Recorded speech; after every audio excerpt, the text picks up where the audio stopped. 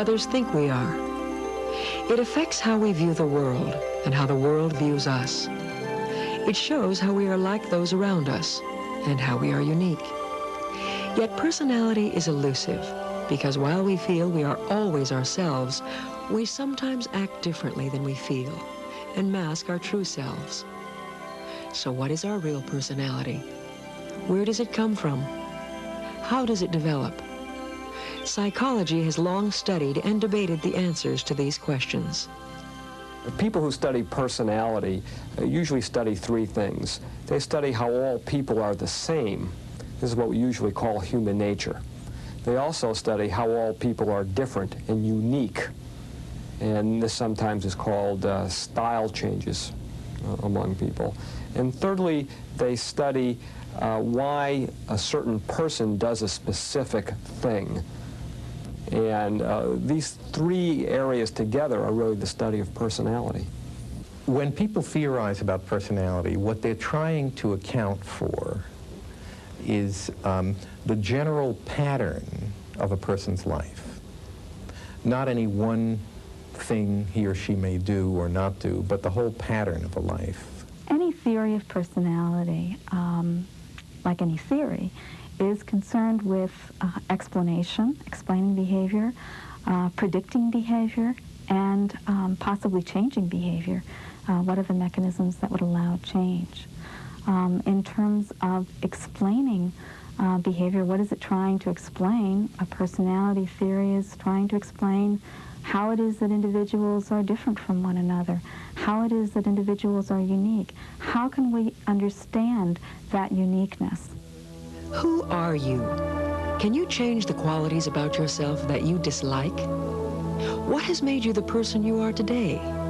Your heredity? Your childhood experiences? Your adult choices?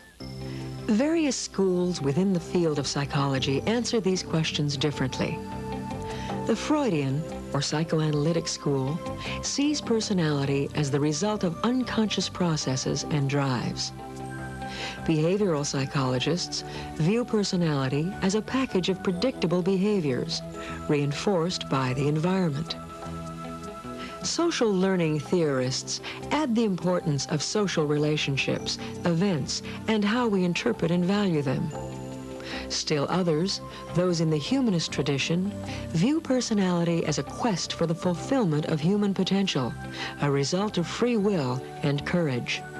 Finally, many psychologists focus on the components of personality, the individual traits that are assumed to be stable across many situations. Early in this century, Sigmund Freud developed the most unified and the most debated personality theory, called psychoanalysis. Freudian theory set out to explain why there were certain maladaptive behavioral patterns that were ultimately conceived of as being the product of repressed or unconscious desires and problems of that nature. So it dealt with motivation and maladaptive kinds of behaviors. To Freud, the personality is made up of three interacting structures. The id represents inherited psychological energy, particularly sexual and aggressive instincts. The ego represents reason, good sense, and rational self-control. The superego, conscience, morality, and internalized social standards. One of the main aspects of Freud's theory was that each person had certain wishes and desires, and that these wishes and desires were animalistic and very basic. And if people freely expressed these wishes and desires, which Freud called the id, there could be no civilization. Now, Freud felt that as a counter to the id, there was something he called the superego, which essentially is your conscience. And your conscience says, no, you better not do what the id says, because if you do, you will feel guilty.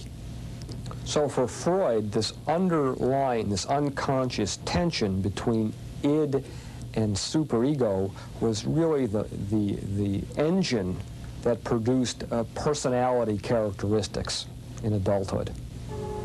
Freud theorized that personality develops in psychosexual stages, that as the child matures, sexual energy is centered in different parts of the body. As adults, Freud believed our personalities emerge as each of us uses a different pattern of defenses to protect ourselves from dangerous unconscious desires.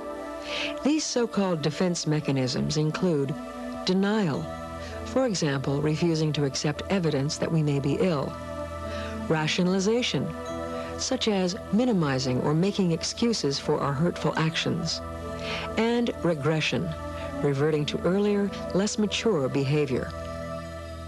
Freud's theory was comprehensive and dramatic, but has since met with many objections. Freudian psychology has changed a lot since the early days of Sigmund Freud, great genius.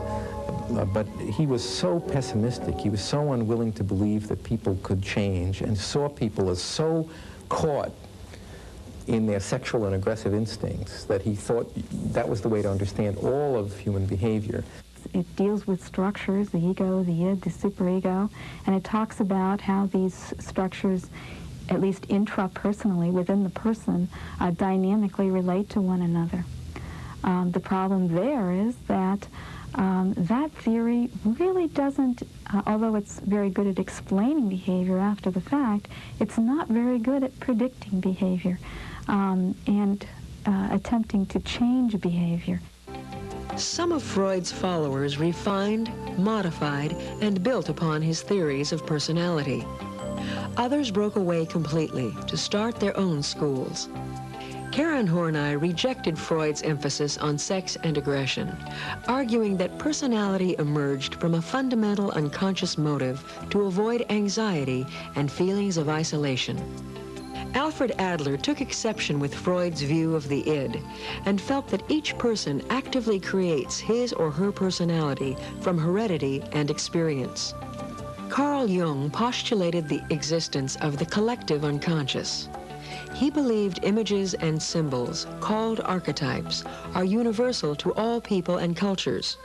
For example, the archetype of the shadow, the evil side of human nature, turns up in myths and stories everywhere. Regardless of their differences, those in the psychoanalytic tradition share an emphasis on the power and pervasiveness of unconscious forces that shape personality. Around the time that Freud was formulating his theories, John B. Watson was founding behaviorism. He argued that most personality traits were classically conditioned responses, like the salivation of Pavlov's dog. To behaviorists who followed, most notably B.F. Skinner, personality was simply a complex collection of learned behavior patterns. In behaviorism, the other great force, that too started very pessimistically with John Watson, with the belief that only actions told you anything reliable about human beings. Not thoughts or feelings. Those were extremely unreliable. If you trust thoughts and feelings, you're just confusing yourself, the early behaviorists would say. And actions are simply controlled by reinforcements, by situational forces. The actions that you show are the ones that bring you the reinforcements from other people and from the environment. From a behavioral perspective, personality is just an accumulation of, or the total of all these learned responses that people have acquired over a history of being rewarded or being punished. It's simply an accretion process or an accumulation of these responses. But what that approach leaves out is it's not clear how these different response associations are organized. How is this organized within the person? What are the person structures? How do they relate to one another? And how does that influence behavior? It's unclear. See, in the old days, thoughts were understandable by the same laws as actions. And actions were much more tangible and therefore should be relied on in understanding anybody. Nowadays, behaviorists are willing to hazard the thought that, hazard the belief that thoughts may operate according to different rules than action, and that thoughts may actually control action, because it's called cognitive behaviorism. Social learning theorists, such as Albert Bandura, expanded on the behaviorist's view by adding cognition. They emphasized that how people think about and interpret their environment is an essential component of personality development. The emphasis in social learning theories is on the relationship and is on social behavior among human beings. One of the major facets of that theory is concerned with observational learning. We learn to engage in certain behaviors or to be the persons that we are, in part, by observing other important others. These important others, or models in general, could be our parents or actors in screen, heroes, cartoon characters, all sorts of potential models whose behavior we would like to imitate. Humanists, such as Rogers and Maslow, proposed another way of looking at personality.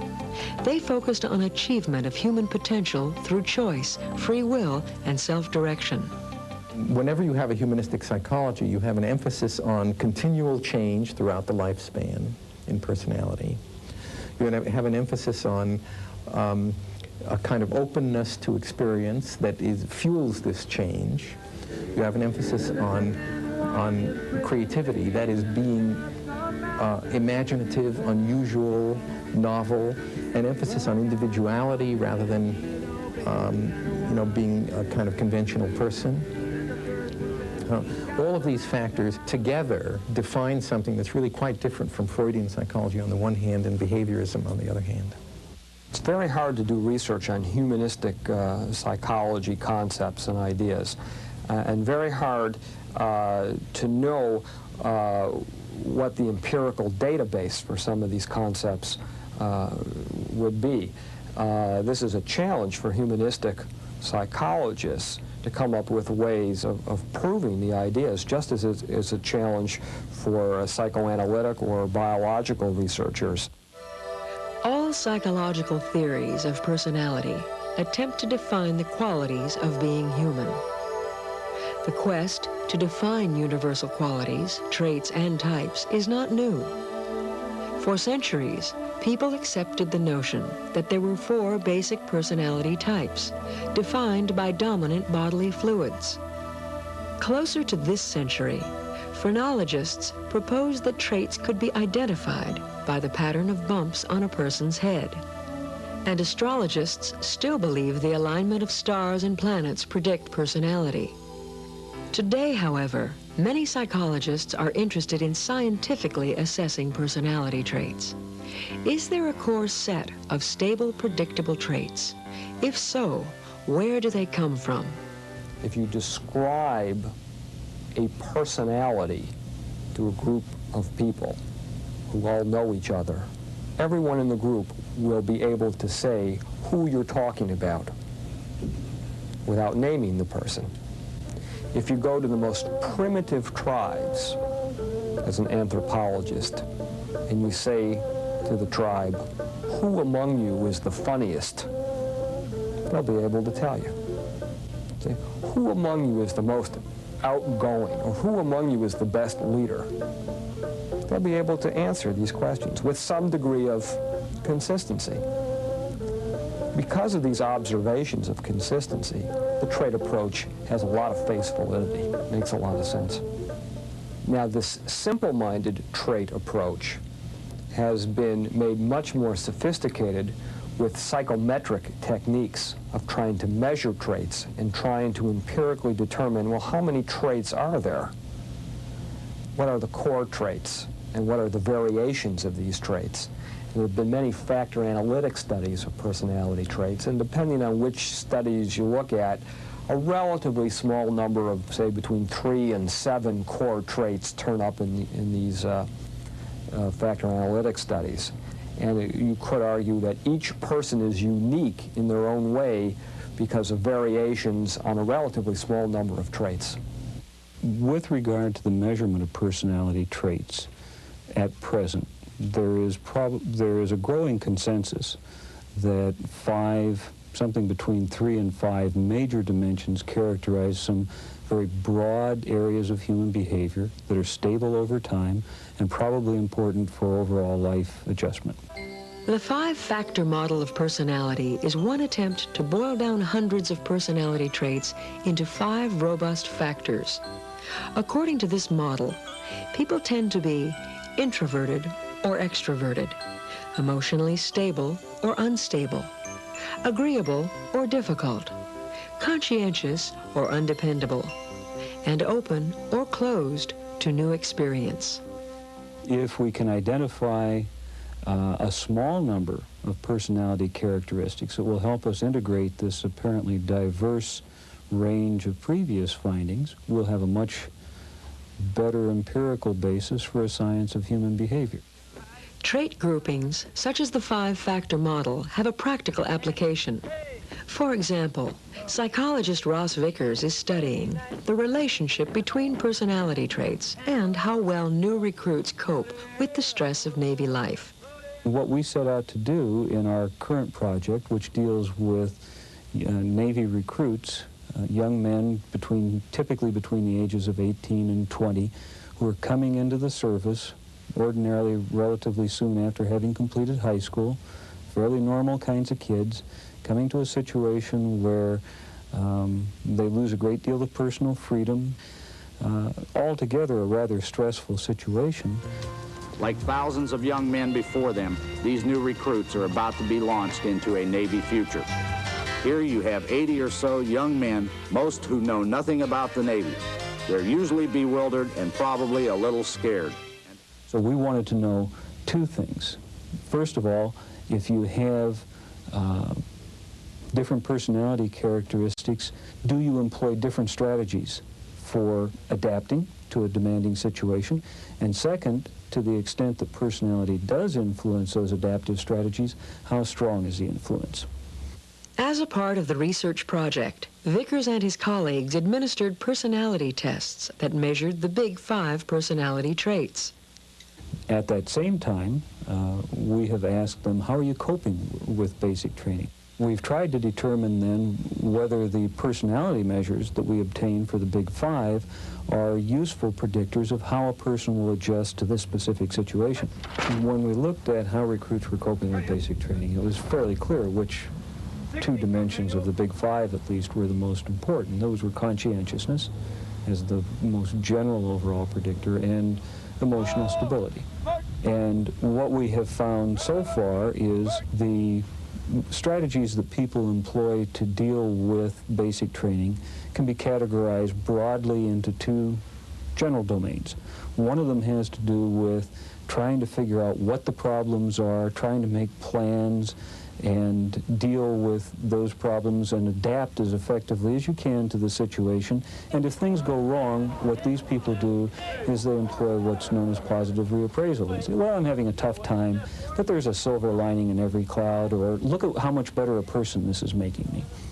The other general approach seems to focus on more of the negative aspects, looking at the situation and thinking about it in terms of, I wish I weren't here, I wish I were someplace else that I've enjoyed in the past. Or, oh my gosh, I've had problems and it's really my fault and I'm sort of no good. While the 5 factors may correlate to some behaviors, are they really enough to describe a person? There are a number of people who would argue that 5 factors still isn't enough, in the same way that trying to characterize all the elements that the universe is composed of into 4 broad categories, namely earth, wind, fire, and rain. One could see an analogy here that 5 factors, just like the 4 categories of elements, would not be enough to characterize or to capture the essence of individuality, that in fact we need to be considering dozens, perhaps hundreds of different dimensions if we want to accurately describe individuality. There's been controversy over the nature of personality traits for decades. What's a trait? What isn't a trait? Is it confounded with self-image, self-concept? How reliable are traits? Where do traits come from? These questions have been studied a lot. To my way of thinking, the most compelling evidence about the existence of traits comes from twin studies, where twins have been reared apart Identical twins separated at birth, raised in two different families, two different environments, reunited as adults and tested. A large number of such twin pairs have been studied at the University of Minnesota, and their findings on personality are extremely dramatic, showing great consistency in psychometric personality traits. That is, personality traits measured by personality tests are extremely consistent within these identical twins reared apart in different environments. This to me is very dramatic evidence that one, traits exist, and two, these traits have a genetic component. Using the brain scanning technique known as PET, for positron emission tomography, Richard Heyer and his colleagues are able to measure glucose metabolism in various parts of the brain. We've started with introversion, extroversion, because if it's heritable, it means there must be a biological basis to it. So we can compare, for example, introverts and extroverts on glucose metabolism throughout the brain. And wherever we find differences, we can infer that that part of the brain has something to do with introversion, extroversion. We have found certain parts of the brain that seem to differentiate introverts and extroverts. And we have some ideas about what these parts of the brain do. And that gives us some insight into why introverts and extroverts might be different. Now, the reason it's important, I think, to look at the relationship of brain function and personality is so that we can begin to understand in some detail not only what brain areas are involved, but what brain mechanisms are involved, what neurotransmitters are involved in personality, where those neurotransmitters come from. Once this is understood, we will have a very profound understanding of core personality traits from the biological point of view. The next challenge will be to begin to build models integrating the biological mechanisms and other mechanisms, either from the environment, from the culture, from the family, or whatever, to see how all of these influences work together. What exactly are these environmental influences? Are they the situations in which you were raised, which you shared with other members of your family? If so, why are you so different from your brothers or sisters, from your parents? Or is it the unique, non-shared experiences you've had, or some other factors? Of the environmental influences, the most important influences seem to be those that are not shared by family members. Study after study has pointed to the importance of the non-shared environment in shaping personality. The finding that the shared environment is of little importance in behavior, including personality, has probably been one of the most earth-shattering findings of the last couple of decades.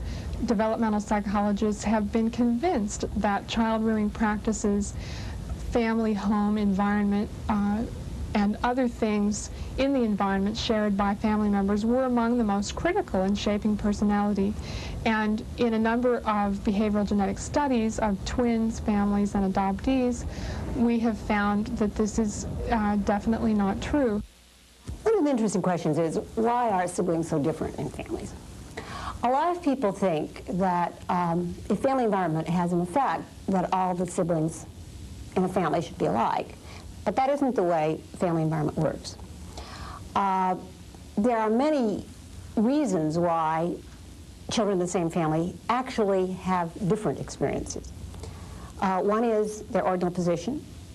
Another is gender. Parents treat children of different gender differently. A third is the child's age when a family event occurs. Another reason that is quite important is that children aren't just affected by their environment, but they're actively involved in it. They interpret what's going on. They have an effect on what happens to them. And that means that each child, as the child develops, has a different effect and gets different feedback. What is unclear is whether or not it is the parents reacting to inherent differences that already exist amongst the children, or whether or not it's the differential treatment of the children that leads in part to the differences. of the children in the family. Environment is important in shaping personality. It's important because if you think that your child is totally shaped by genetic factors, then your job is very different. All you have to do is sit back and let the child grow. But if you realize that indeed environment does have an effect, then there's more motivation to try to provide good parenting. Even though it's very clear that both genes and environment are important in shaping personality, we have very little knowledge about the exact nature of either the genetic or environmental mechanisms. We don't know which genes are important or what the biological pathways are from genes to personality, and we know very little about the environment except that, in a very broad sense, these factors are not shared by siblings. Until we find answers to the questions concerning exact biological mechanisms and we begin to pinpoint and specify the exact experiences and the influences in the environment that are the most important, we will not have a complete understanding of personality. Personality is determined not by one thing, but by many. Biology, environment, unconscious defenses and needs, conscious thoughts and actions. There are many paradoxes of personality. It is stable over time, yet we can change. It feels consistent, yet we often behave inconsistently. As human beings, we share basic personality traits with countless others, yet we are different. The challenge for psychology is to better understand both the qualities we have in common and the forces that make each of us unique.